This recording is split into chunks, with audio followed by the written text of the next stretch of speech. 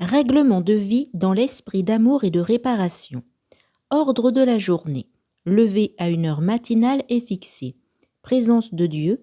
Première offrande. Oraison jaculatoire. Préparation de la méditation. Prière du matin et oraison. Préférez les livres qui parlent de la vie d'amour et de réparation. Sainte Messe. C'est le grand acte de la journée, le sacrifice réparateur par excellence.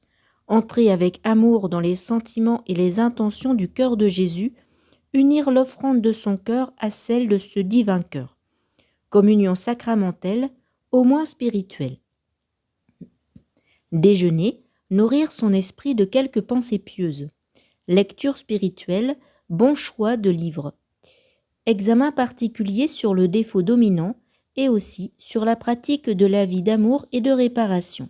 Choix de bons livres, lire la vie et les œuvres de Sainte Marguerite Marie, confidente et évangéliste du Sacré-Cœur, et en général tout ce qui concerne l'admirable dévotion au cœur de Jésus.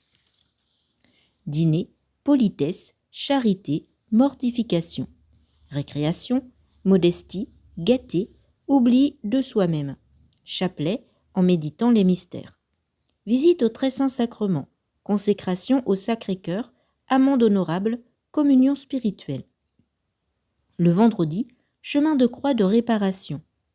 Souper et récréation, heure sainte le jeudi soir.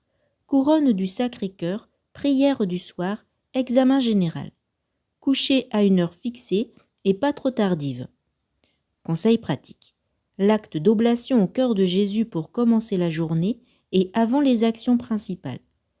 Faire de la journée comme une messe prolongée en divisant quelquefois une heure entre les 4 fins du sacrifice. Travail assidu et sanctifié. Offrez chaque action au commencement avec un acte d'amour. Tenez votre cœur uni au cœur de Jésus par le recueillement et les oraisons jaculatoires. À la fin, examinez votre action sous le regard de Jésus et priez-le de réparer avec vous et pour vous. Les actes d'union au mystère de la vie de notre Seigneur. Union le matin à la vie de Nazareth, union au mystère du calvaire et de la croix à midi et à 3 heures, union le soir au mystère de l'agonie.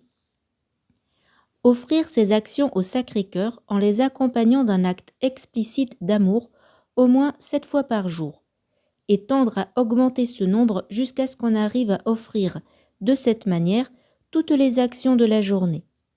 Profiter des passages d'une action à l'autre pour demander pardon au Sacré-Cœur, des négligences qu'on a apportées à l'action précédente et pour préparer l'action qui va suivre.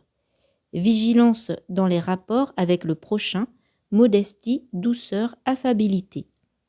Dans la journée, quelques actes positifs de mortification selon l'attrait et l'obéissance. Après chaque chute, 2 fois plus d'humilité, 2 fois plus de confiance, 2 fois plus de bonne volonté.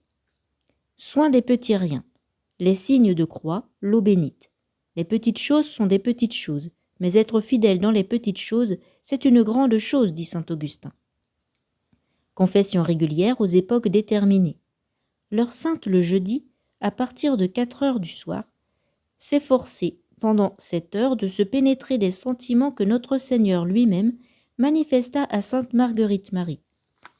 La sanctification du premier vendredi ou dimanche du mois, jour de récollection ou de retraite particulière. Rentrer en soi-même pour examiner si on fait ces exercices de piété avec ferveur ou par routine. Si on est fidèle à son règlement, à la grâce. Si on a travaillé pendant le mois précédent à se corriger de ses défauts. Si on a rempli convenablement les devoirs de son état. Accepter en esprit d'amour et de réparation les sacrifices que la divine volonté, les devoirs d'état, la grâce peuvent demander de nous. Fréquent usage des oraisons jaculatoires qui font les saints. Elles sont bien importantes et forment avec l'oraison un des fondements de la vie intérieure. Le secret de la sainteté.